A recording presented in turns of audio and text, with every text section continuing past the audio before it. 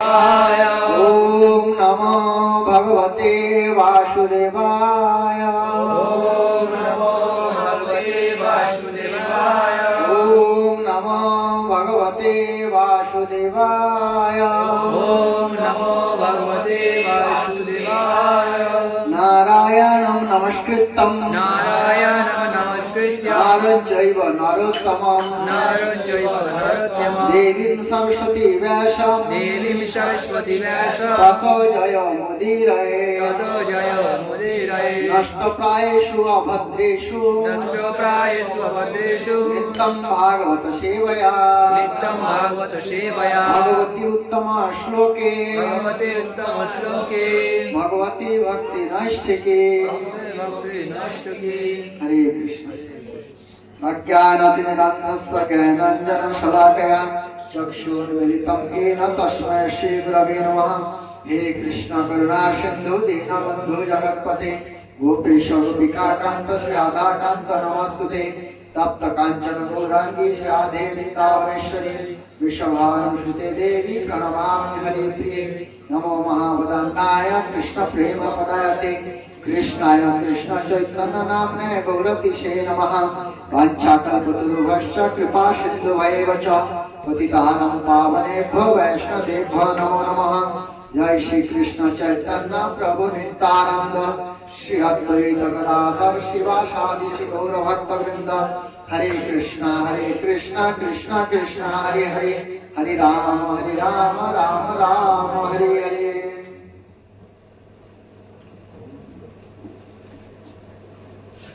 हरे कृष्ण। हम सब क्या करना चाहते हैं? हम सभी का उद्देश्य क्या है? कृष्ण को प्राप्त करना।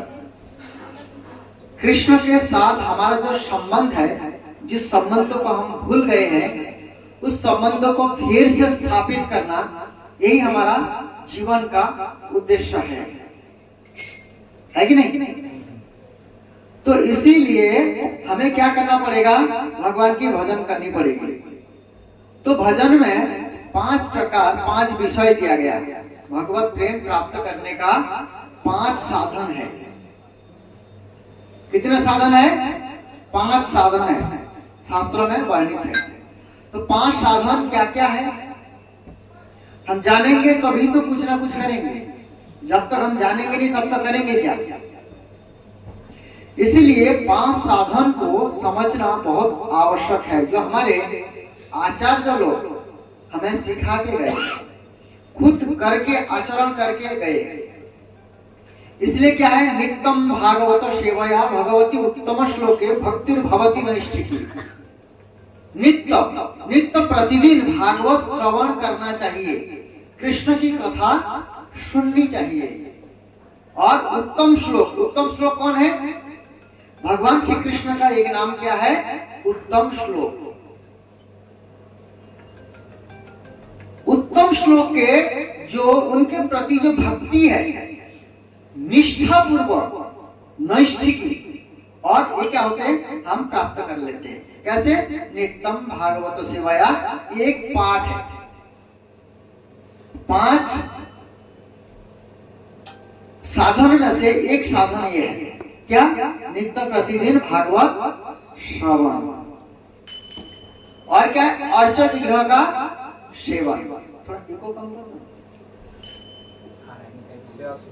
अर्च विग्रह का सेवन अर्थात जो भगवान के अर्च विग्रह है उनका पूजा करना। क्या करना? पूजा करना, उनकी सेवा करना। तो भगवान जो है इस कली युग में स्वयं चैतन्य महाप्रभु के रूप में तो प्रकट होते हैं, लेकिन विग्रह के रूप में भी प्रकट होते हैं। भगवान इस कली युग में विग्रह के रूप में प्रकट होकर हमसे क्या करते हैं? सेवा लेते हैं। ऐसे बहुत से उदाहरण भरा पड़ा हुआ है शास्त्रों में। जो हमारे आचार्य लोग हैं वो स्वयं भगवान के साथ बात करते थे।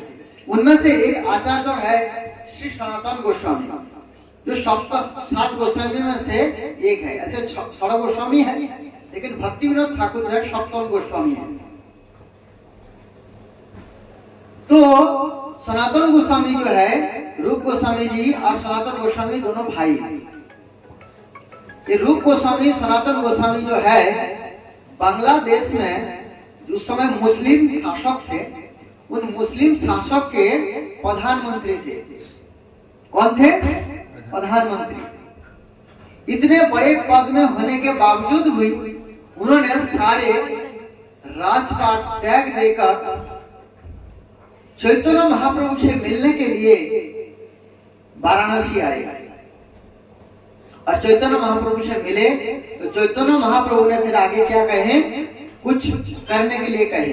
क्या कहे कि तुम जाओ ब्रज में जाकर के ब्रज को दोबारा प्रकट करो, ब्रज की लीला स्थलियों को दोबारा तुम क्या करो, खोज निकालो। जब भगवान श्री कृष्ण इस धराधाम में लीला करके चले गए, उसके बाद ब्रज की महत्व तो खत्म हो गया, कोई नहीं जानते थे ब्रज को। उसके बाद ब्रज को फिर से किसने खोजा? भगवान श्री कृष्ण के पौत्र। कौन? बद्रीनाथ। बद्रीनाथ ने फिर से ब्रजभूमि को ढूंढ निकाला। उसके बाद फिर जब बद्रीनाथ चले गए, फिर ब्रज की महत्व तो खत्म हो गया। फिर श्री चैतन्य महाप्रभु आए और आपने परिकर, जो नित्य परिकर है उनके, श्री रूप गोस्वामी सनातन गोस्वामी दोनों भाई को उन्होंने भेजे ब्रज में। और जीव गोस्वामी पाद जी आए। ऐसे करके जब चैतन्य महाप्रभु साउथ में गए थे, वहां से गोपाल भट्ट गोस्वामी जी को भेजे। तो इन सभी ने मिल करके ब्रज की फिर से ढूंढे निकाले ब्रज को और ब्रज की प्रचार किए। उससे आगे श्रील भक्ति विनोद ठाकुर, फिर जो है भक्ति सिद्धांत सरस्वती ठाकुर, फिर श्रील प्रभुपाद जी के द्वारा और उनके शिष्यों के द्वारा सारी दुनिया में आज प्रचार है। आज वृंदावन को सभी लोग जानते हैं, है ना। तो श्रील सनातन गोस्वामी ब्रज में जब आए थे, तो उस समय ब्रज में एक भी मंदिर नहीं था, एक भी मंदिर नहीं था। तो सनातन गोस्वामी ऐसे पेड़ के नीचे बैठ करके भजन करते थे। और उन्होंने क्या किए, गोवर्धन में एक माता जी रहते थे, जो उनके पति पत्नी दोनों रहते थे, और मदन मोहन जी का सेवा किया करते थे। सनातन गोस्वामी के विग्रह का क्या नाम है? मदन मोहन जी। ये मदन मोहन जी जो है, ये जो विग्रह है, ये स्वयं अद्वैत आचार्य जी के हैं। अद्वैत आचार्य कौन है? महाविष्णु। महाविष्णु जो अद्वैत आचार्य, उनकी पुकार से श्री चैतन्य महाप्रभु जो है यहाँ पर धराधाम में आए थे, उनके पुकार से। फिर उन्होंने जब लीला संपन्न किए, तो अद्वैत आचार्य जी ने चैतन्य महाप्रभु को लेटर भी भेजे थे कि अभी आपका काम पूरा हो गया, अब बार निकले। कैसे वर्णन आता है चैतन्य चरितामृत में। तो वही सनातन गोस्वामी जी, एक बार क्या हुआ, वो अद्वैत आचार्य वृंदावन आए थे। वृंदावन आने के बाद जो मदन जी थे, मदन नाम था पहले, गोपाल नाम था। तो गोपाल को उन्होंने सेवा की। जब उन्होंने वृंदावन से चले गए, तो मथुरा से एक ब्राह्मण परिवार के पति पत्नी थे, जो बहुत अच्छे भक्त थे, भगवान के बहुत अच्छे भक्त थे, और खूब दिल लगा करके वो जो माता जी थे वो सेवा करती थी। तो गोपाल के लिए एक बार क्या हुआ, सनातन गोस्वामी जी क्या देखते हैं, वो माता जी दातुन कर रही थी। क्या कर रही थी? सुबह सुबह उठ के दातुन कर रही थी। उस दातुन से खिचड़ी हिलाती थी, खिचड़ी को बनाती थी। ये सनातन गोस्वामी देखते हैं। सनातन गोस्वामी क्या करते हैं, उनको कहते हैं, ये क्या कर रहे हो? भगवान के लिए तुम अपने दातुन से झूठा करके वो क्या करते हो, तुम ऐसे खिचड़ी बनाते हो भगवान के लिए। तो फिर उन्होंने क्या किए, बहुत सारे नियमों को बताए सनातन गोस्वामी जी। जबकि गोपाल जो है, उनके बच्चे जो थे, उनके बच्चे के साथ खेलते थे, एकदम बच्चे की तरह रहते थे गोपाल। और क्या करते थे, जो माँ खिलाती थी वही खाते थे बड़े प्रेम से। तो सनातन गोस्वामी एक दिन जब इस प्रकार से देखे, बातें करके आ गए, उनसे बहुत सारे नियम बना करके आ गए, तो सनातन गोस्वामी जी कहाँ उस समय कहाँ रहते थे, अभी जो आप मदन मोहन मंदिर देखते हैं ना, वहां पर पेड़ के नीचे रहते थे, भजन करते थे। तो रात में आकर के भगवान उनको डांटे, बोलते सनातन तुमने ऐसे क्यों डांटा उनको, क्यों बोला, मेरे को तो वही अच्छा लगता है, तुमको डांटना नहीं चाहिए था। ऐसे करके भगवान उनको आकर के बोले। और उसी रात को उन माता जी और उनके जो पति थे दोनों, उनको जाकर के स्वप्न में आए, बोलते अभी मैं सनातन के सेवा लेना चाहता हूँ, सनातन से सेवा लेना चाहता हूँ, इसलिए तुम क्या करो, मुझे सनातन गोस्वामी को दे दो। जैसे ही इस प्रकार से भगवान ने बोले, तो वो पति पत्नी जो है, माता जी और वो जो थे भगवान के सेवा करते थे, दोनों बहुत रोने लगे, दोनों बहुत रोने लगे, ये मैं और सेवा नहीं कर पाऊंगी, भगवान का सेवा नहीं कर पाऊंगी। तो फिर भगवान कहते हैं तुमसे मैंने बहुत सेवा ले लिया, तुम दुखी मत हो, तुम अपना क्या करो, हमारे जैसे सेवा करते थे ऐसे सेवा करो, लेकिन मेरे विग्रह को सनातन को दे दो। फिर सनातन गोस्वामी को क्या करते हैं, वो विग्रह दे देते हैं। देने के बाद क्या हुआ, सनातन गोस्वामी उस समय क्या करते थे, हरे कृष्ण।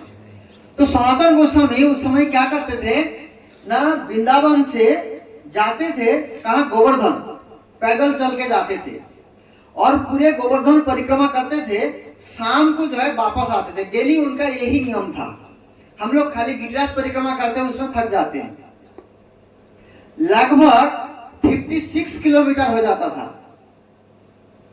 अब वृंदावन से मथुरा लगा लीजिए कितना होता है, 12 किलोमीटर। वृंदावन मथुरा से गोवर्धन कितना किलोमीटर है, 22 किलोमीटर। 22 और 12 कितना हो गया, 34। और गिरिराज परिक्रमा कितने किलोमीटर का है, 21 किलोमीटर का है। तो कितना हो गया टोटल,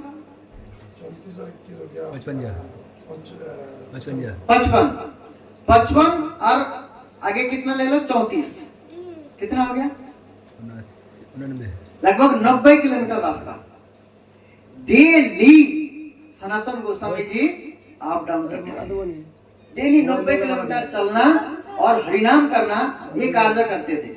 उसके बाद आकर के किसी के घर में मधुकरी करके आटा ले आते थे, आटा लाते थे। आटा को क्या करते थे, जमुना के पानी में घोल करके लकड़ी जला करके उसमें सेकते थे। तो वही चीज जो है भगवान को भोग लगाते थे। तो भगवान पहले दिन तो कुछ बोले नहीं, दूसरा दिन भी बोले नहीं, कुछ दिन बीत गया। तो सनातन गोस्वामी को भगवान कहते हैं, सनातन तुम जो मेरे को आटे का गोला खिलाते हो, बाटी खिलाते हो, मुझसे खाया नहीं जाता, कम से कम थोड़ा नमक तो डाल दो, मैं कैसे खाऊंगा इसको। तब सनातन गोस्वामी जी कहते हैं, प्रभु आज मुझे नमक मांग रहे हो, कल घी मांगोगे, कल और कुछ मांगोगे, मैं तो ठहरा सन्यासी, मैं कहां से लाऊंगा। बोले आप खुद व्यवस्था कर लो अपना। भगवान बोलते ठीक है भाई। तो उसके बाद कुछ समय के बाद पंजाब से एक सेठ आगरा के लिए कुछ बिजनेस करने के लिए जाता था, नमक का बिजनेस, नमक का बिजनेस करने जाता था। तो उसका क्या हुआ, जहाज जो है वो फंस गया जमुना जी में, फंस गया। तो बहुत परेशान था, जहाज ऊपर आ नहीं रहा था, चल नहीं रहा था। तो मदन मोहन जी स्वयं एक बालक का रूप धारण करके उस सेठ को जाकर के बोलते हैं, यहाँ पर एक बाबा रहते हैं, बाबा के पास जाओ, तुम्हारा क्या करेंगे, हेल्प करेंगे, तुमको मदद करेंगे। तो व्यक्ति क्या करते, वहां से आते हैं बाबा के पास, सनातन गोस्वामी जी के पास आकर के बोलते हैं ऐसे ऐसे बात है जो मेरा जहाज फंस गया। तब सनातन गोस्वामी मुस्कुराते हैं और बोलते जाओ ठीक हो जाएगा, तुम्हारा जाओ, दोबारा चले जाओ, सारा समस्या समाधान हो जाएगा। तो बोलते हैं तुम किस चीज का बिजनेस करते हो? बोलते हैं मैं नमक का बिजनेस करता हूँ। बोले कुछ बोरी नमक यहाँ भी दे जाओ, क्योंकि भगवान को क्या चाहिए था? नमक चाहिए था। बोल रहे थे ना सनातन गोस्वामी जी खुद व्यवस्था कर लो, तो भगवान ने व्यवस्था कर दी। तो उस दिन क्या हुआ, जब नमक दे गया उसके बाद जमुना जी में इतने पानी आए, उनके जहाज बाहर आ गए उसी समय, और वो जो है बिजनेस करने के लिए आगे निकल गए। आगरा जाना था उनको बिजनेस करने के लिए। आगरा के पास भी जमुना जी बैठते हैं ना, ताजमहल के बिल्कुल पास से। तो उस दिन गए उन्होंने बिजनेस के लिए। उस दिन इतना मुनाफा हुआ जो कभी हुआ ही नहीं था। तो वो सेठ जब वापस आ रहे थे, फिर से सनातन गोस्वामी जी को मिले, आकर के बोले इस बार जो मेरा बिजनेस हुआ है, ये सारे धन जो है मैं आपको देना चाहता हूं। सनातन गोस्वामी जी कहते हैं मैं तो इससे ज्यादा छोड़ के आया हूं। क्या कहते हैं? क्योंकि प्रधानमंत्री के पद पर थे, इतने बड़े पद पर रहना कोई मामूली बात नहीं है। इससे ज्यादा मैं छोड़ के आया हूं, मुझे नहीं चाहिए। तुम क्या करो, क्योंकि सनातन गोस्वामी देख रहे थे भगवान को वही पेड़ के नीचे रखा हुआ था। उनको तकलीफ होता था सनातन गोस्वामी को, जो भगवान को मैं इस ढंग से रखा हूं, मैं ठीक ढंग से रख भी नहीं पा रहा हूं। तब भगवान क्या भक्तों के भाव को जानते हैं, तो बोलते हैं एक काम करो, तुम भगवान के लिए एक मंदिर बना दो। तब जा करके उसी पैसा से और कुछ पैसा लगा करके उन्होंने क्या किए, मंदिर बनाए। किनके लिए? मदन मोहन जी के लिए। वही मदन मोहन जी उसके बाद जब सनातन गोस्वामी अप्रकट हो गए, उस समय जो मुसलमान शासक था, सारे मंदिरों को तोड़ा गया था वृंदावन में। रातों रात क्या हुआ, सारे भगवान को लेके जयपुर पहुंचा दिया गया। जयपुर में सेवा पूजा चलता था, इसलिए जयपुर को जो है गुप्त वृंदावन कहा जाता है। तो वो जो राजा थे जयपुर के, वो बहुत श्रद्धा के साथ सेवा करते थे, लेकिन मदन मोहन जी को अपने ही महल में रखे थे सेवा के लिए, और गोविंद देव जी को पार्क में रखे थे, जो सर्वसाधारण के लिए, सभी के लिए, और गोपीनाथ जी को और थोड़ा सा आगे रखे। तो इस प्रकार से सेवा पूजा राजा कर रहे थे। तो राजा की एक बेटी थी, वो भगवान से इतना प्रेम करती थी, इतना प्रेम करती थी, भगवान के बिना वो रह नहीं पाती थी। जब उस बेटी का शादी होने वाला था, कहाँ शादी हुई उनकी? करौली में। करौली जानते हैं ना? तो करौली में जब शादी होने वाले थे, तब उस लड़की ने क्या बोला, तो पिता ने बोला बेटी तेरे को दहेज में क्या चाहिए? बोले पापा मुझे कुछ नहीं चाहिए, मुझे मदन मोहन जी चाहिए। बोले ये तो नहीं दूंगा तुम्हें, क्योंकि उनको भी प्रेम था। तो राजा क्या करेंगे, संकट में पड़ गए। एक तो बेटी है, कुछ नहीं ले रहे, खाली भगवान को ले जाना चाहते हैं। बोले ठीक है। उनके लिए एक शर्त रखा कि तुम क्या करो, भगवान के और बहुत सारे विग्रह हम इकट्ठा रखेंगे, तुम जिस विग्रह को पहचानोगे वही ले जाना अपना ससुराल। तो वो क्या किए, जो लड़की थी वो बहुत रोने लगी, इतना रोई, ये मदन मोहन मैं आपके बिना कैसे रहूंगी, कैसे जीवन धारण करूंगी, इतना प्रेम था। तो भगवान क्या किए, उनके सपनों में आए, आकर के भगवान बोले एक काम करना, तुम्हें रोने की जरूरत नहीं है, चिंता की आवश्यकता नहीं है। जब तुम्हारे आंखों में पट्टी बांध दिया जाएगा, तो तुम सारे विग्रह को देखना, जो मेरे बांसुरी होगी ना, उस बांसुरी का उंगली में सीधा कर दूंगा। उंगली क्या करूंगा? सीधा कर दूंगा, तब तुम समझ जाना कि मैं ही हूं।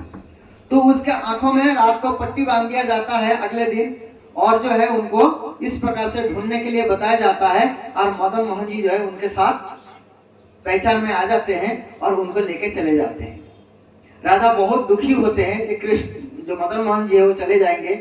तो ये तो खुश थे, एक लोग दुख तो होना ही है, बलिदान तो देना ही पड़ेगा। तो इसीलिए बताया जाता है जब भी आप जयपुर जाते हैं, मदन मोहन जी गोविंद देव जी का जब दर्शन करते हैं, साथ में एक दिन में मदन मोहन जी का भी दर्शन करना चाहिए। गोविंद देव और गोपीनाथ दोनों का दर्शन हम लोग एक जगह पे करते हैं।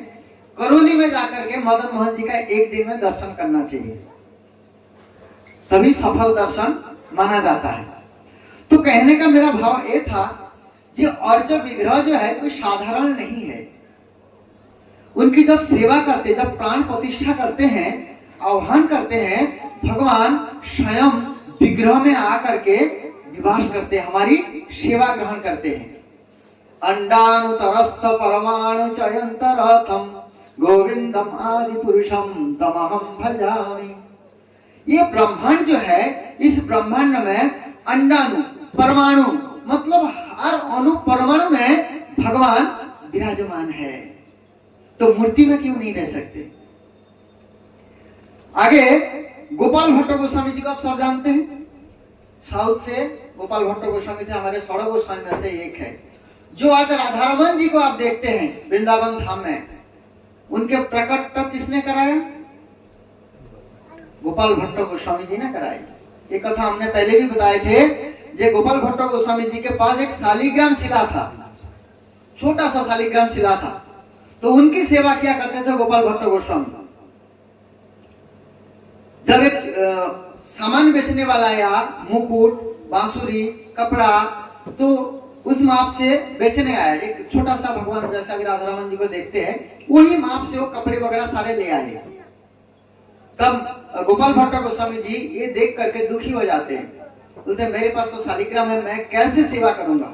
अब वो शालिग्राम भी कैसे आए थे भगवान के पास, गोपाल भट्ट गोस्वामी जी के पास। जमुना में स्नान करने के लिए गए थे, अंजलि फैलाए तो शालिग्राम आ गए, फिर छोड़ दिए, फिर अंजलि फैलाए, फिर आ गए, फिर छोड़ दिए, फिर आ गए। ऐसे करके फिर गोपाल भट्ट गोस्वामी जी उनको ले आए थे, जमुना से स्वयं आए थे। तो वो दुखी हो गए कि मैं, मेरा तो शालिग्राम शिला, मैं कैसे श्रृंगार करूंगा भगवान का। ऐसे करके उन्होंने जप करते करते सो गए। तो सुबह उठ करके क्या देखे, शालिग्राम जी बड़े हो गए, उतने ही माप के हो गए जितने माप का कपड़ा था। इसीलिए राधा रमन जी को दर्शन करने से पहले जो उनके गोपाल भट्ट गोस्वामी जी है, उनका दर्शन करना चाहिए, उनकी कृपा लेनी चाहिए। उसके बाद राधा रमन जी जहाँ प्रकट हुए थे उस स्थान में जाना चाहिए, फिर जो है राधा रमन जी को दर्शन करना चाहिए। ऐसे राधा रमन जी को बहुत सारे कथाएं हैं, लीलाएं हैं। उनकी आग जो है तब से जल रहे हैं, उसी आग से ही खाना बनता है, उसी आग से जो है दीपक जलाया जाता है, कभी आग जलाया नहीं जाता उधर। ऐसे बहुत सारे घटनाएं हैं। तो कहने का मतलब यह है कि भगवान कोई साधारण नहीं है, और जब विग्रह की सेवा करके आप इस संसार से निकाल सकते हैं। ऐसे राधा दामोदर मंदिर में जानते हैं ना, हमारे विशेष स्थान है, ये सब दर्शन करना चाहिए। जो रूप गोस्वामी पाद जी है, रूप गोस्वामी पाद सनातन गोस्वामी जी के बड़े भाई साहब है। ये रूप गोस्वामी पाद जी जो है वो बड़े शिल्पीकार थे, मूर्तिकार थे, बहुत अच्छा मूर्ति बनाते थे। तो एक बार रूप गोस्वामी जी एक मूर्ति तैयार किए। कब शुरू किए थे? कार्तिक के महीना में। और कार्तिक के महीना का क्या नाम होते हैं? दामोदर मास। क्या कहते हैं? दामोदर मास। तो कार्तिक के महीने में उन्होंने मूर्ति बनाना शुरू किए, और उस मूर्ति को बना करके किनको दिए थे? उनके जो भातीजा है, भाई का बेटा भातीजा श्री जीव गोस्वामी जी को दिए। वही जो राधा दामोदर जी है, राधा दामोदर जी का सेवा कौन करते थे? स्वयं जीव गोस्वामी जी सेवा करते थे। उस समय सबसे विद्वानों में से जीव गोस्वामी जी सबसे बड़ा विद्वान थे, और सबसे बड़ा विद्वान संस्कृत के विद्वान थे। एक बार राजा ने उनको बुलाए, ये जमुना बड़े हैं, गंगा जी बड़े हैं, जमुना बड़े हैं, गंगा जी बड़े हैं। तो बड़े बड़े जो पंडित थे वो इस समस्या का समाधान नहीं कर पा रहे थे। तो तब सबसे बड़े पंडित कौन थे उस समय? जीव गोस्वामी जी। तो राजा ने जीव गोस्वामी जी को बुलाए, जी आप सबसे बड़े पंडित हैं, सबसे बड़े विद्वान हैं, आप बताइए गंगा जी बड़े हैं कि जमुना जी बड़े हैं? तो उन्होंने क्या उत्तर दिए थे? केवल 2 शब्द बोले थे, एक रानी, एक नकरानी। उनमें से बड़े कौन है? रानी बड़े हैं। तो रानी कौन है? जमुना जी। और गंगा जी नकरानी। इसका मतलब ये नहीं है गंगा जी का महत्व कम हो गया। भगवान श्री कृष्ण ने यमुना जी में जल क्रीड़ा किए और भगवान के चरण से गंगा जी निकले। ये मायापुर में जो जगन्नाथ जी है, हमारे इस्कॉन मंदिर के जो जगन्नाथ जी है, इनके इतने सारे लीलाएं, कभी कटहल चोरी करते हैं, किसी को पिटाई करते हैं, कभी भाग जाते हैं मंदिर से मायापुर में खाने के लिए, ऐसे बहुत सारे लीलाएं हैं जगन्नाथ जी के। तो जगन्नाथपुरी में भी ऐसे जगन्नाथ स्वयं क्या है, जीवंत है। भगवान के जगन्नाथ जी के नाभि कमल में क्या है, क्या रखा हुआ है नाभि में, ब्रह्म नाभि। जैसे हमारे बॉडी चलता है ना, ऐसे ब्रह्म नाभि होते हैं, जीवंत है, जिंदा है पूरा। तो जब उसको 12 साल के बाद दूसरे विग्रह में दिया जाता है, तो क्या करते हैं, पुजारी के आंखों में पट्टी बांधा जाता है और अंधेरे में उसे लेते हैं, निकालते हैं। जो मेन पुजारी है वो ब्रह्म नाभि को लेकर के भगवान के मंत्र उच्चारण करके दूसरे विग्रह में उनको स्थानांतरित किया जाता है, उस विग्रह को जीवित किया जाता है। तो ऐसे एक भक्त थी, एक माताजी थी, जिनका नाम था, बहुत सुंदर नाम है,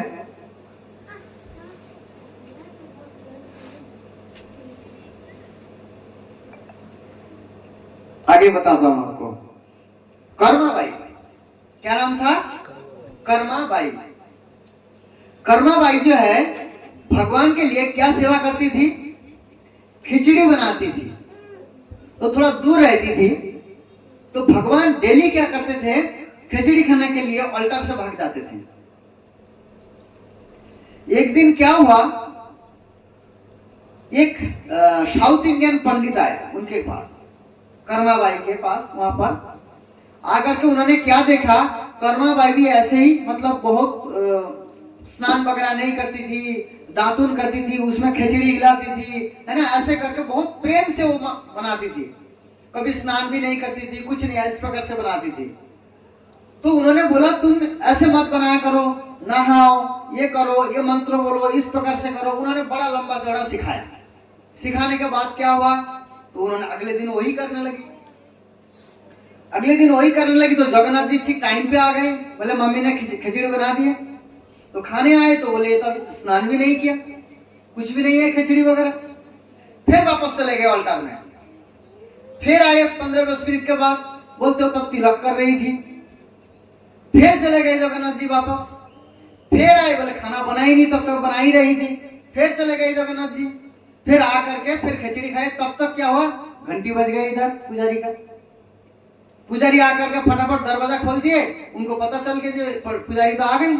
आए तो वही खिचड़ी खाते खाते भाग गए जगन्नाथ जी। तो जैसे भागे, पुजारी ने दरवाजा खोला, पर्दा हटाया तो क्या था, पुजारी के भगवान के जगन्नाथ जी के मुंह में खिचड़ी लगा हुआ था। तो वो देख करके डर जाते हैं पुजारी, बोले ये कैसे हो गया। फिर सबको, राजा को बुलाते हैं। तो जगन्नाथ जी सब बात बता देते हैं, बोले ऐसे ऐसे बात है। तो मैं तो वहां पर डेली खिचड़ी खाने जाता हूं, लेकिन एक ब्राह्मण आया है, उसने ये सारा काम बिगाड़ दिया, इसलिए तुम जाओ उसको दंडित करो, दंड दो उसको, राजा को जगन्नाथ जी ने बोले। तो उन्होंने फिर पुजारी गए, राजा गए, सब जाकर के उनको फिर दंड दिया, तुमने ऐसे कैसे कह दिया। फिर जो है कर्माबाई को बोलते हैं, राजा ये तुम जिस प्रकार से सेवा कर रही थी भगवान की, उस प्रकार से तुम सेवा करते रहो। और कर्माबाई को क्या करते, वहां से राजा ले आते हैं, जगन्नाथ जी को बोलते हैं आपको जाने की जरूरत नहीं है, यहीं रह करके आपकी सेवा करेंगी। तो कर्माबाई वहां रहते हैं और डेली खिचड़ी का सेवा करते हैं, भगवान आनंद से खिचड़ी खाते हैं। तो एक दिन क्या हुआ, भगवान जगन्नाथ जी के आंखों में आंसू आ गया, रोने लगे भगवान जगन्नाथ जी।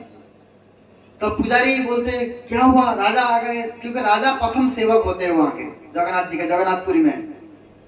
तो आकर के देखते हैं जगन्नाथ जी रो रहे थे। तो बोले प्रभु आप रो क्यों रहे हैं। बोले मेरी जो सेविका थी, जो कर्माबाई मेरी माँ, वो आज शरीर छोड़ दिए। आज क्या किए, शरीर छोड़ दिए, मुझे खिचड़ी कौन खिलाएगा।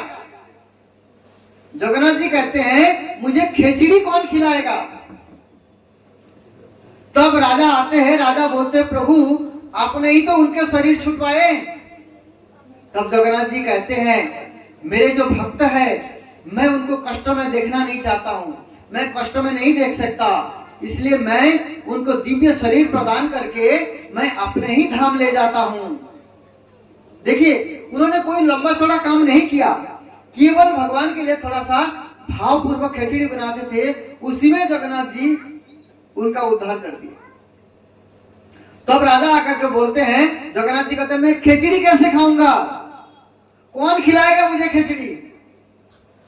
राजा बोलते प्रभु आपका जैसे सेवा चल रहा था ऐसे ही सेवा चलेगा, हो सकता है इतना स्वादिष्ट ना हो लेकिन आपको डेली खिचड़ी का प्रसाद मिलेगा।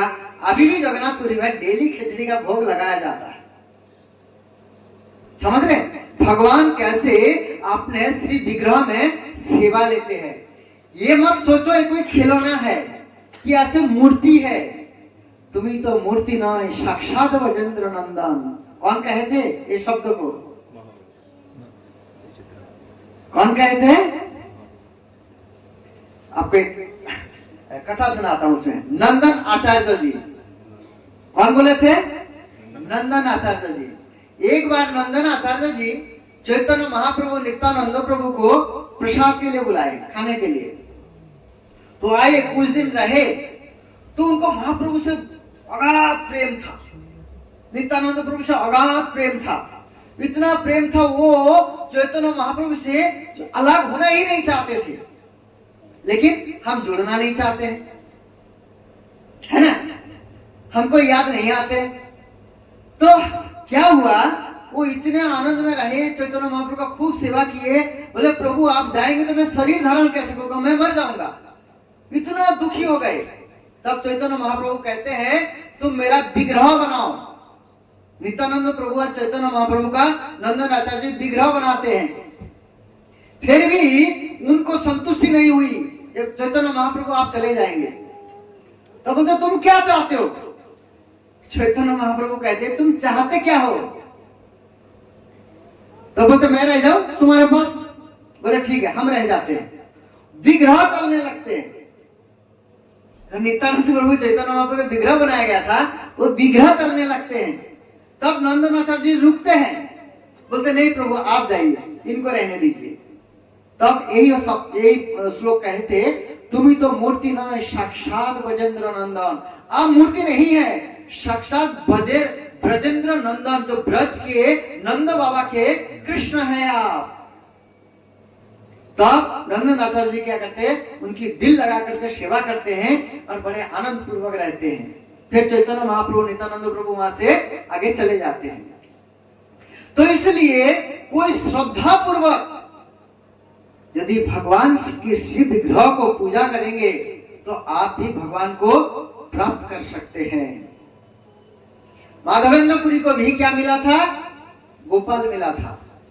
कहा, जब उन्होंने घूमते घूमते गिरिराज गोवर्धन के पास आकर के एक पेड़ के नीचे भजन कर रहे थे, तब अचानक उनको भजन करते करते निंद्रा आ गया, तंद्रा सा लग गया। तो गोपाल सपनों में आकर के बोले कि मैं इस झाड़ी में पड़ा हुआ हूं, तुम क्या करो मुझे निकालो। ये इतना कह करके वो क्या करते हैं, अझोल हो जाते।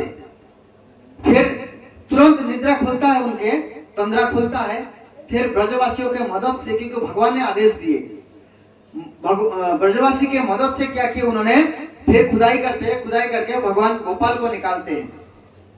फिर कहाँ रखेंगे, फिर गिरिराज के ऊपर 2 शिला रख करके वहां पर भगवान को स्थापित करते हैं। फिर सारे ब्रजवासी लोग आकर के सेवा करते हैं। और उसी दिन अन्नकूट बनाया गया था। उससे अगले दिन भगवान को बहुत से घरों में मानसी गंगा से पानी ला करके क्या किया गया था, स्नान कराया गया था। फिर जो है भगवान की जो शरीर का जो ताप है, गर्मी है, वो खत्म नहीं हुई। और सारे ब्रजवासी मिलकर के क्या किए थे, अन्नकूट किए थे उस दिन। अन्नकूट कब हुआ था, भगवान कृष्ण ने करवाए थे, जब भगवान श्री कृष्ण थे। उसके बाद अन्नकूट कब हुआ, जब माधवेंद्रपुरी ने गोपाल के अभिषेक वगैरह किए, उसके बाद अन्नकूट किए थे। सारे ब्रजवासियों को खूब प्रसाद बांटे थे। और उसके बाद इसलिए गोपाल, गोपाल का मतलब क्या है? जो गौ का पालक है। लेकिन भगवान के पास एक भी गौ नहीं था, तो सारे ब्रजवासी क्या किए, एक एक गौ ला करके भगवान के पास रख दिए। इतने गौ हो गए, वहां लाखों गौ हो गए, और उसी के गौ के दूध से फिर भगवान की सेवा होने लगा। फिर माधवेंद्रपुरी को कुछ समय के बाद माधवेंद्रपुरी को भगवान ने आदेश दिया, जे आप जाओ मलय प्रदेश जाओ, वहां से क्या करो, चंदन लाओ, चंदन ला करके मुझे लेपन करो, तब मेरा गर्मी क्या होगी, ठंडा होगा, मेरा शरीर का जो ताप है तब मैं ठंडा होगा। इसलिए चंदन यात्रा मनाया जाता है। कितने दिन का होता है जी? 21 दिन का होता है। क्यों 21 दिन का होता है? जब माधवेंद्रपुरी कहाँ गए थे? खीर चोरा गोपीनाथ में गए थे, तब केवल उनका नाम क्या था? गोपीनाथ था। लेकिन उस वहां के जो खीर था वो अमृत कली खीर बताया जाता है। अमृत कली इतना स्वादिष्ट खीर है। तो माधवेंद्रपुरी जी ने जब पुजारी भोग लगाने के लिए जा रहा था, तो माधवेंद्रपुरी को इच्छा क्या हो गया, क्या इच्छा जग गया, जे मेरे को थोड़ा सा खीर चखने के लिए मिलता तो मैं भगवान के लिए इस प्रकार से मैं भी खीर बनाता और डेली भोग लगाता। लेकिन उनके मन में आया, अरे मैं कितना तुच्छ हूँ, कितना बेकार आदमी हूँ, जो भगवान को अभी भोग भी नहीं लगा, मैं अपने चखने के लिए क्या कर रहा हूँ, सोचा हूँ मन में। तो अपने मन में बहुत खिन्नता प्रकट किए और वहां से जाकर के एक पेड़ के नीचे जाकर के भजन करने लगे। देखो भगवान भक्तों की इच्छा को कैसे पूरा करते हैं और भगवान साक्षात रूप में कैसे भक्तों की सेवा करते हैं। देखिए, तो रात को क्या किए, पुजारी सो गए थे। अब पुजारी ने 12 पात्र गिन के उठाए। कितना भोग लगता था? 12 पात्रों में भोग लगता था। मिट्टी का जो सरा होता है उसी में भोग लगता है वहां पर। तो उन्होंने गिन करके उठाए थे, लेकिन भगवान आकर के पुजारी को उठाते हैं, बोले उठ करके जाओ, पर्दे के पीछे मैंने एक पात्र खीर रखा है, वहां पर जाकर के माधवेंद्रपुरी को दे। वहां पर बैठ के भजन कर रहे हो, रात को भजन कर रहे थे माधवेंद्रपुरी। तो पुजारी क्या करते हैं, उठते हैं, धड़पड़ा के उठते हैं, उठ करके क्या करते हैं, स्नान करते हैं। स्नान करके मंदिर के अंदर पीछे जाकर के जब देखते हैं एक पात्र खीर रखा हुआ था, तो वो इतना सोचने लगते हैं, पुजारी इतना गदगद हो जाते हैं, इतना आनंदित हो जाते हैं, क्योंकि उनके सपने में भगवान आए थे, भगवान खुद आदेश दिए थे। तो उस खीर पात्र को लेकर के मतलब शोर मचाते हुए जा रहे थे, कोई माधवेंद्रपुरी है, आपके लिए भगवान ने खीर चोरी किया है, कृपा करके आप इस खीर को ले लीजिए और इस खीर को आस्वादन कीजिए। तब माधवेंद्रपुरी मिलते हैं कुछ दूर के बाद। तब ये सुन करके माधवेंद्रपुरी इतना प्रेम विहल हो जाता है, इतना गदगद हो जाते हैं। फिर उस खीर को लेकर के क्या करते हैं, माधवेंद्रपुरी खाते हैं, प्रसाद पाते हैं भगवान का।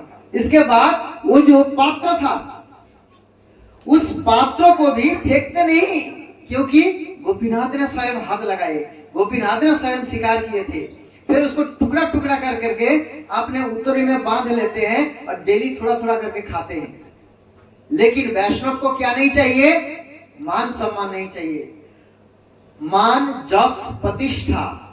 ये क्या है, सुअरेर विष्ठा। सुअर क्या खाते हैं, मल खाते हैं, उसके मल कितने खराब होगा, ऐसा है मान जस, ये कभी छूटता नहीं है।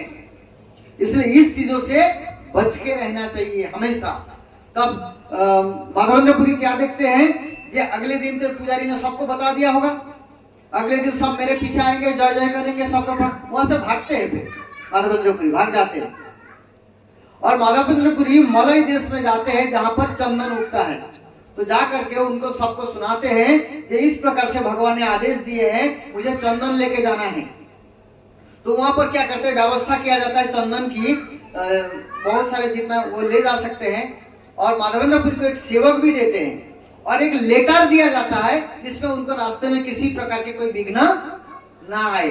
फिर माधवेंद्रपुरी क्या करते हैं, उस जो ये है चंदन है, उस चंदन को ले आते हैं। ले आकर के जब बहुत भारी था तो ले आते आते भगवान ने क्या किया, अगले दिन सपने में दिए, क्योंकि भगवान अपने भक्तों का दुख नहीं देख पाते हैं। बोलते एक काम करो, जो खीर चोरा गोपीनाथ है जो उन्हीं विग्रह को लगा दो तो मुझे प्राप्त हो जाएगा। तो वही जो चंदन लाए थे वहीं से घिस घिस करके उसको खत्म करने में कितना दिन लगा था? 21 दिन लगा था। इसीलिए हम लोग 21 दिन का चंदन यात्रा मनाते हैं। वहीं से फिर भगवान को जो है तृप्त मिलता है और भगवान जो है वहां पर उनके सेवा को स्वीकार करते हैं। तो इस प्रकार से भगवान जो है स्वयं विग्रह के रूप में हमारी सेवा को स्वीकार करते हैं। इसलिए जो है हमें विग्रह का पूजन ध्यान से करना चाहिए। एक ब्राह्मण थे, तो एक दूसरे ब्राह्मण से आकर के मिले, जगन्नाथपुरी में आकर के मिले। उस साक्षी गोपाल जी का सेवा करते थे। कौन सी गोपाल? साक्षी गोपाल जी का सेवा करते थे, वो पुजारी थे। उन्होंने उस छोटे जो ब्राह्मण थे उनको क्या क्या वचन दिए, मैं क्या करूंगा, तुम्हारे साथ मेरे पुत्री का विवाह करूंगा। क्या करूंगा? पुत्री का विवाह करूंगा। तो समय आने पर वो जो क्या होता है ना, भूल जाते, घर वाले नहीं मानते हैं, वो ब्राह्मण जो है घर आ जाते हैं, लेकिन ये ब्राह्मण उनके घर चले जाते हैं। जाकर के बोलते हैं आपने वादा किया है अपने पुत्री का विवाह मुझसे कीजिए। बोले साक्षी कौन है? बोलते गोपाल है। तब उनका नाम क्या था? गोपाल था। गोपाल नाम पड़ा था। बोले अपने गोपाल के विग्रह के पास हमें वादा किए थे। गोपाल साक्षी है। बोले क्या तुम उनको ले पाओगे, ला पाओगे? तुम ला पाओगे तो मैं क्या करूंगा, मेरी पुत्री का विवाह तुमसे कर दूंगा। वो जाते हैं, जाकर के भगवान से प्रार्थना करते, भगवान को बोलते प्रभु आप ही साक्षी है, हम ब्राह्मण है, वादा का पक्के हैं, हमारा वचन झूठा ना हो जाए। तब भगवान कहते हैं, मूर्ति से ही कहते हैं भगवान, मैं तो मूर्ति हूं, मैं कैसे चल पाऊंगा? तो ब्राह्मण क्या कहते हैं, भक्त बड़ा, कृष्ण भक्त बड़ा चतुर। बोले प्रभु आप बोल सकते हैं तो चल भी सकते हैं, आप बोल सकते तो चल भी सकते हैं। तो भगवान फंस गए। बोलते प्रभु चलो, हमारे साथ साक्षी देना पड़ेगा आपको। तो भगवान बोलते हैं, क्योंकि भगवान को एक स्थान पे अभी जो साक्षी गोपाल जो जगह है उसी स्थान पर भगवान को रहना था। तो उन्होंने शर्त रखा। क्या शर्त रखा? तुम घूम के नहीं देखना, जहां घूम के देखोगे मैं वहीं रह जाऊंगा, आगे नहीं जाऊंगा। बोले ठीक है प्रभु। तो ब्राह्मण जो है आगे आगे जा रहे थे नाम कीर्तन करते हुए, क्योंकि भगवान साथ में चल रहे थे। भगवान नृत्य करते हुए चल रहे थे, कभी बांसुरी बजा रहे थे, लेकिन उनको एक ही क्या काम था, घूम के नहीं देखना। तो आगे गए, जाते जाते एक समय ऐसा आया भगवान की कोई आवाज ही नहीं आ रही। बोले क्या बात हो गया, कहाँ गए भगवान? सोचने लगा, फिर मन में सोच रहा था घूम के देखूंगा फिर भगवान आगे जाएंगे नहीं, क्या करूं क्या करूं क्या करूं, सोच में पड़ गया। जैसे राजा इंद्रदुम्न जब जगन्नाथ जी का विग्रह बन रहा था तो उसका शर्त क्या था, दरवाजा नहीं खोलना।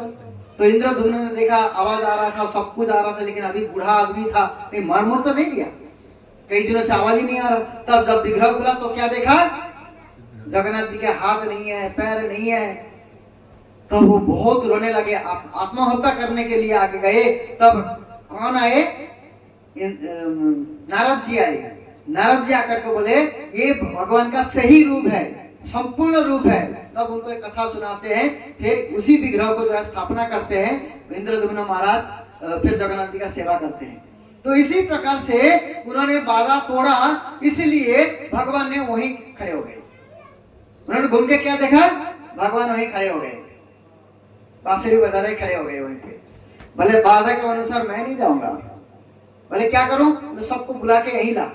तो पूरा वहां पर सब गांववासी को बुला के लाते हैं और फिर गोपाल जो है साक्षी देते हैं कि हाँ इन्होंने, ब्राह्मण ने वादा किया था छोटे ब्राह्मण को क्या करेंगे, अपने पुत्र का विवाह करेंगे।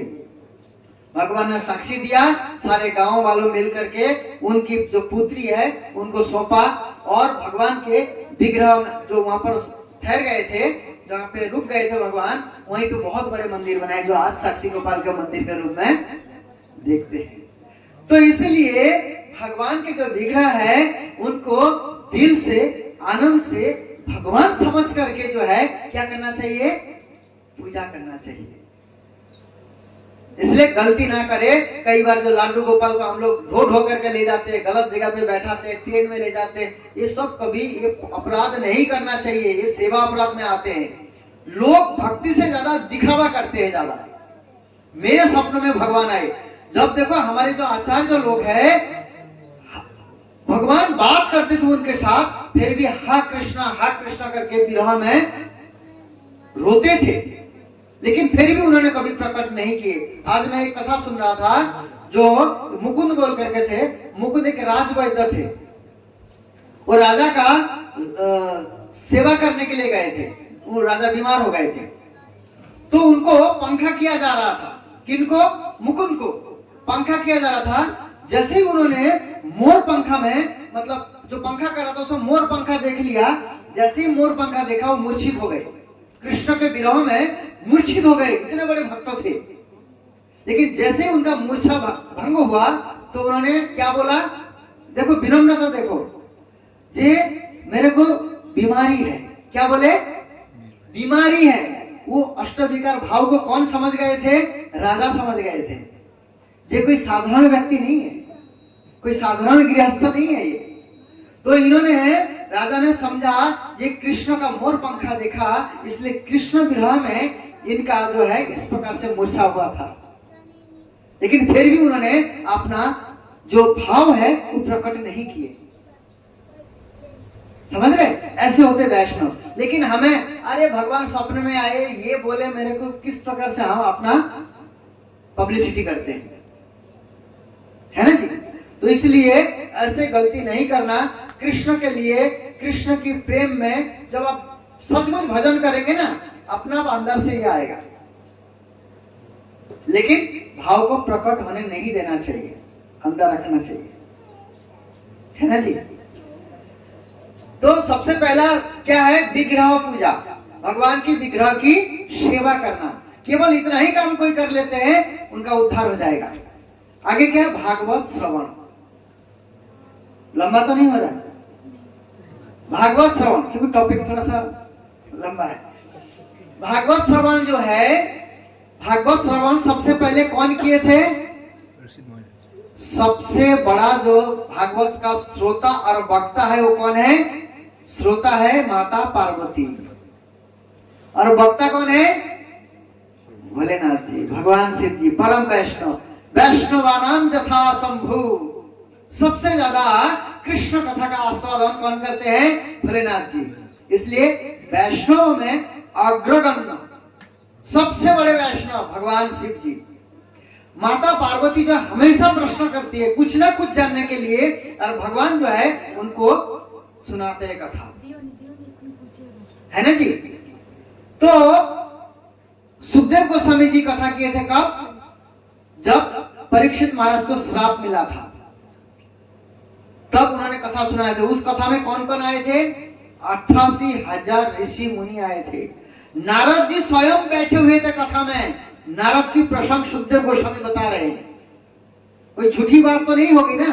नारद जी स्वयं बैठा रहे थे, नारद जी का चरित्र बता रहे थे। नारद जी ने ऐसे बोला, नारद जी ने ऐसे बोला, नारद जी ने कौन सबसे मिला, नारद जी इनको मिला, ये सब बातें कर रहे थे सुखदेव गोस्वामी।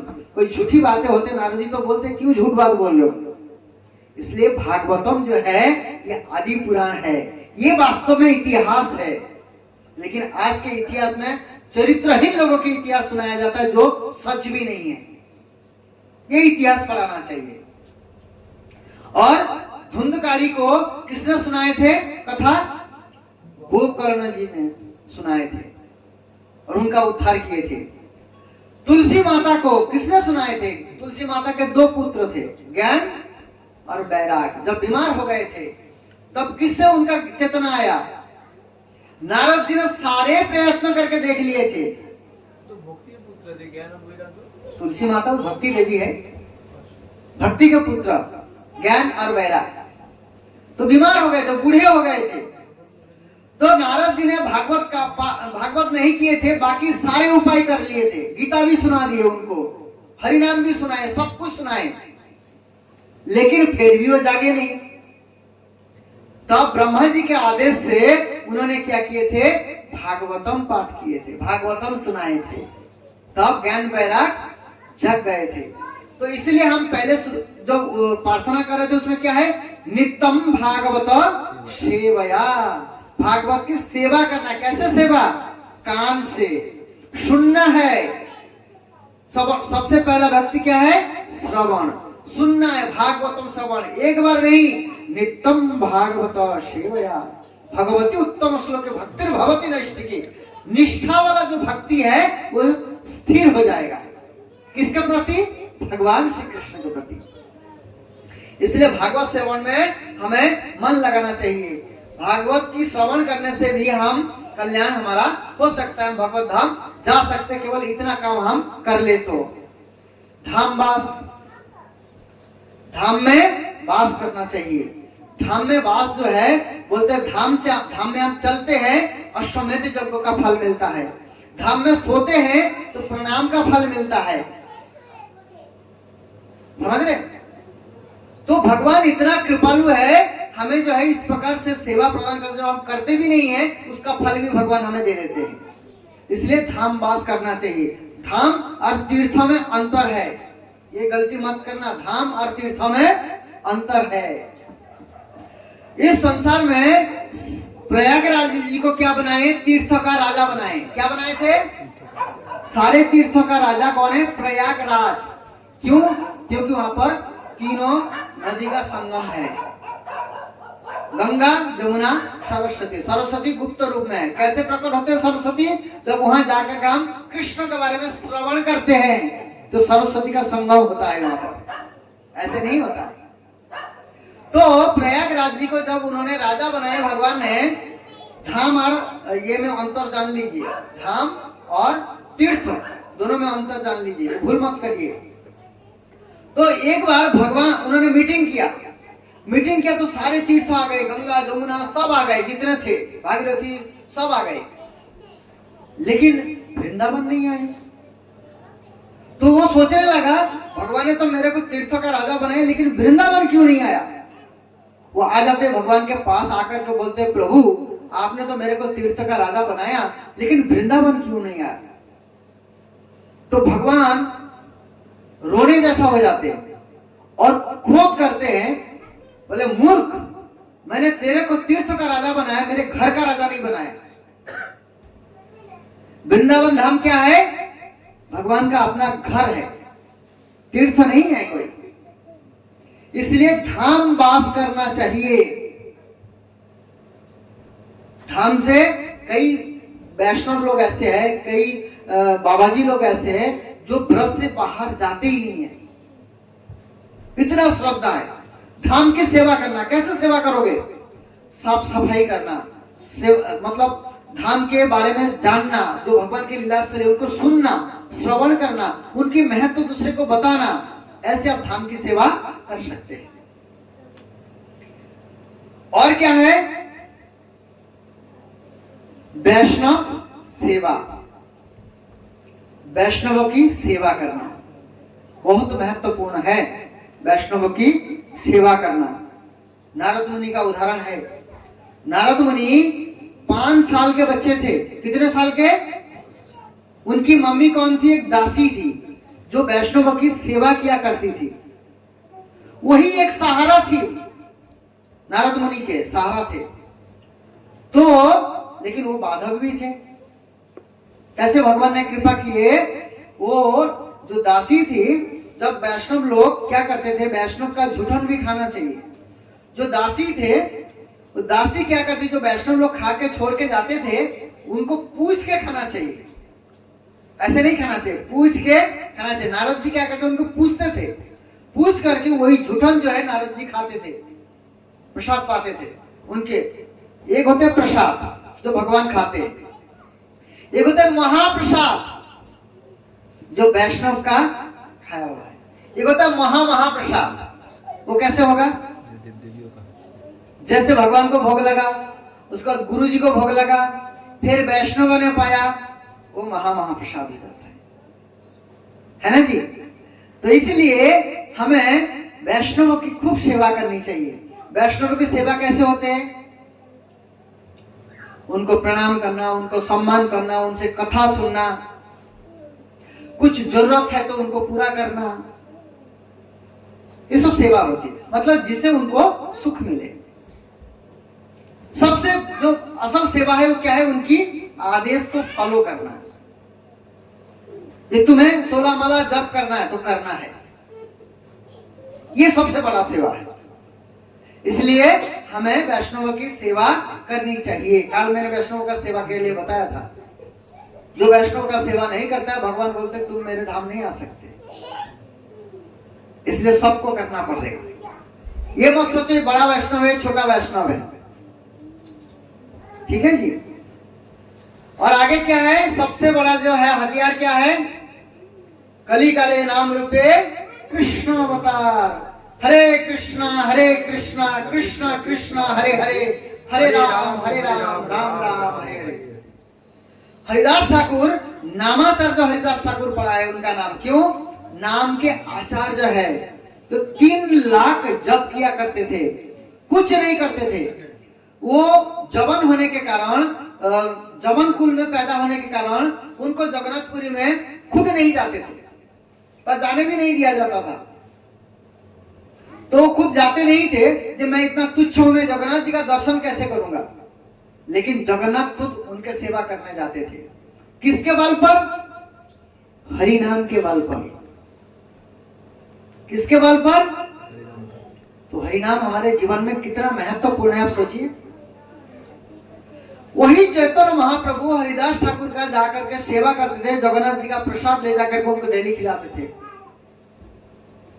जब रामचंद्र खान ने हरिदास ठाकुर को गिराने के लिए, मतलब नीचे गिराने के लिए वेश्या भेजे, तो वही हरिदास ठाकुर ने क्या बोले? कोई माना नहीं किया उनको। बोले नहीं तुम जाओ, मैं भजन करूंगा। लेकिन देखो कैसे भक्त होते, वैष्णव कैसे होते।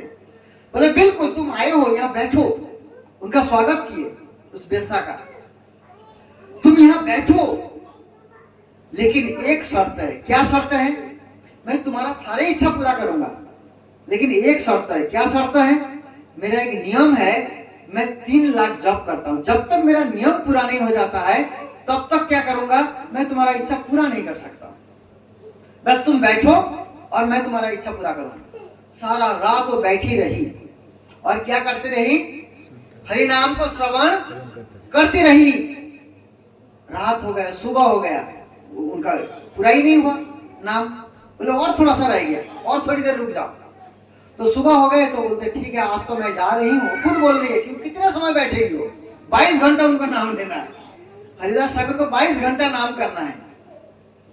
बोले विश्वास नहीं है तुम गिनते रहो। भाई विश्वास नहीं है तो गिनो तुम। तो उस दिन वो वेश्या क्या करती है? चली जाती है। फिर अगले दिन आती है, फिर बैठ के सुनती है। तीसरे दिन आती है, फिर सुनती है। हरि नाम सुनते सुनते खुद क्या कहने लगती है? हरे कृष्णा कृष्णा कृष्णा हरे हरे, हरे राम राम राम हरे हरे। खुद भी जप करने लगती है। उनके हृदय परिवर्तन हो जाता है, क्योंकि शुद्ध वैष्णवों के मुंह से सुना हुआ हरि नाम जो है उनकी हृदय परिवर्तन कर दिया। और वो वेश्या क्या करती है? भक्त बन जाती है और हरिदास ठाकुर से दीक्षा ग्रहण करती है। हरिनाम में इतना शक्ति है, वैष्णव में इतना शक्ति है जो हमें बदल सकते हैं। और फिर वो क्या करती है? वो बहुत सुंदर थी, वैसा जो है बहुत सुंदर थी। वो क्या करती है? अपनी सुंदरता को खत्म कर देती है, सारे बाल उड़ा करके गंजा बन जाती है और हरिदास ठाकुर से दीक्षा लेकर के नाम जप करती है और चैतन्य महाप्रभु के शुद्ध वैष्णव भक्त बन जाते हैं। तो ये हरिनाम है। इसलिए अपने हृदय को शुद्ध करना है तो हरिनाम का जप कीजिए, और किसी के साधन नहीं है। श्रील प्रभुपाद जी कहते हैं पूरे संसार को बदलना है तो 2 काम करनी पड़ेगी। क्या? भगवान श्री कृष्ण का प्रसाद पाओ और हरिनाम का जप करो। सारे विश्व एक हो जाएंगे, सारे विश्व में आनंद मग्न हो जाएंगे। कोई मारपीट काट हानि कुछ नहीं रहेगा, केवल आनंद ही आनंद है। अभी कीर्तन हो रहा था, किसी कोई दुखी था क्या? इतने आनंद आ रहे थे। और भगवान के धाम में क्या काम है? यही काम है, और कोई काम है ही नहीं। केवल भगवान के नामों का गुणगान करना, भगवान के जस की गुणगान करना, केवल आनंद ही आनंद है। भगवान क्या है? सकल आनंद कंद।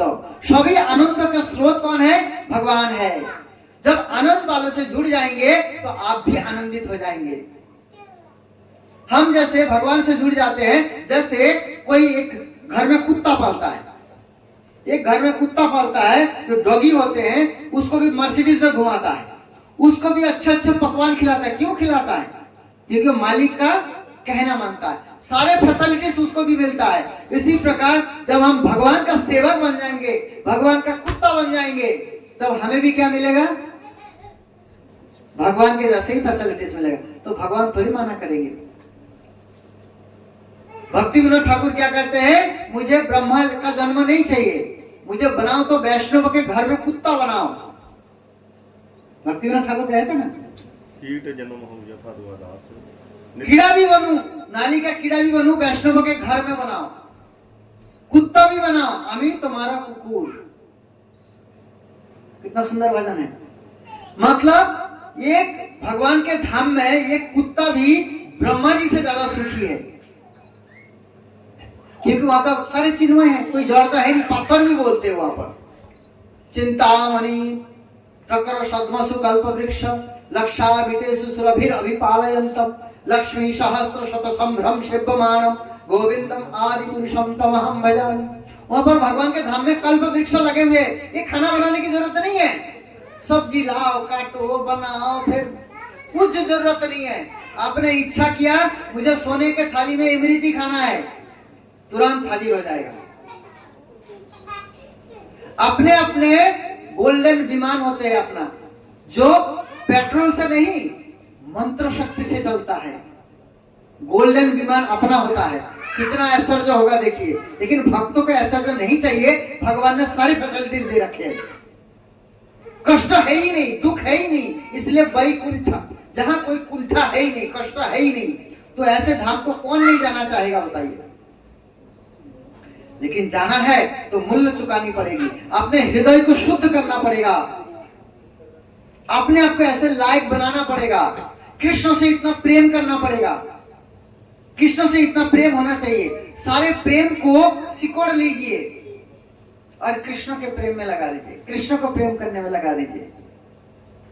कृष्ण बोलते हैं जो एक गिलास पानी देता है मैं उसका ऋणी हो जाता हूं, है ना। पत्रम पुष्पम फलम तय्यम जो मे भक्ता प्रयच्छति तद अहम भक्तो उपैतो अश्नामि प्रयतो आत्मना।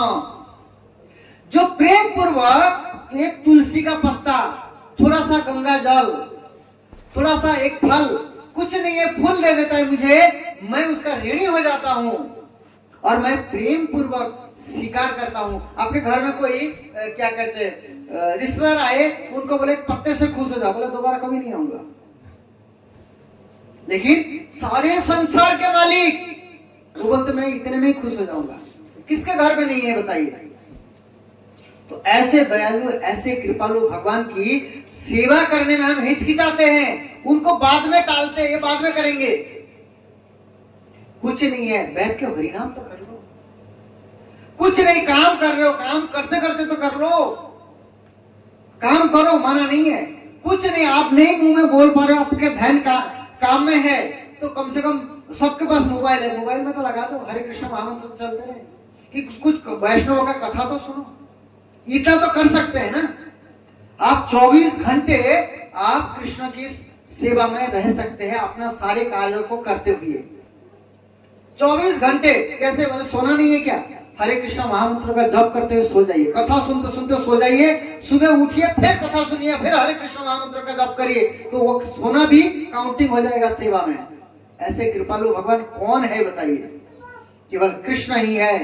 इते चन सकला पुंस कृष्णस्तु भगवान स्वयं इंद्रियारी व्याकुलम लोकम मीडयन्ति जुगे जुगे। भगवान के बहुत सारे अंश कलाएं हैं, लेकिन कृष्ण ही मूल है, इसलिए हमें जड़ को पकड़ना है। ब्रह्म संहिता में ब्रह्मा जी भी कहते हैं रामादि मूर्तिषु कला नियमेन तिष्ठन् नाना अवतार मुकरोद भुवनेषु किंतु कृष्ण स्वयं समभवत् परम प्रमाणिजो गोविंदम आदि पुरुषम तमहं भजामि। राम, कुर्म, वराह, ऐसे करके मत्स्य बहुत सारे अवतारे होते रहते हैं। जैसे समुद्र में लहर आता है, ऐसे अवतारे होती रहती है।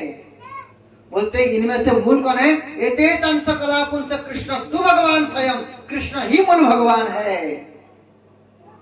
इस तरह परम कृष्ण सच्चिदानंद विग्रह अनादि आदि गोविंद सर्व कारण कर, सभी कारणों के कारण एक जड़ है। ऑल काज ऑफ काजेज, सभी कारणों के कारण कृष्ण है, कृष्ण मूल है। इसलिए कृष्ण को पकड़ लीजिए, इधर उधर भागने की जरूरत नहीं है। जड़ में पानी डालिए पेड़ के, पेट में भोजन दीजिए, कान में गरम गरम डालोगे तो क्या होगा? फूट जाएगा। इसलिए पेट में विधि क्या है? पेट में दो, पेट अपना आप सारा काम करेगा। इसी प्रकार कृष्ण की सेवा करिए, सबकी सेवा अपना हो जाएगा और सारे जो ऋण है सारे ऋण से उऋण हो जाएंगे। हमारे ऊपर 5 प्रकार के ऋण चढ़ा हुआ है। देवर्षि भूताप्त निर्णाम पितृणाम नायम ऋण च राजनम, राजा के ऋण, पिता माता के ऋण, देवताओं के ऋण, पितरों के ऋण, ऐसे करके 5 प्रकार के ऋण होते हैं। सारे ऋण से उऋण हम कब होंगे? जब कृष्ण की शरण ग्रहण कर लेंगे, कृष्ण की सेवा में आ जाएंगे, सारे ऋण से हम मुक्त हो जाएंगे, सारे ऋण से मुक्त हो जाएंगे। अलग से प्रयास करने की जरूरत नहीं है, केवल भगवान श्री कृष्ण की सेवा करने की आवश्यकता है। सभी लोग कृष्ण की सेवा में लगिए और खूब भजन करिए, क्योंकि दोबारा बोलने वाला कोई नहीं है, दोबारा बोलने वाला कोई नहीं है।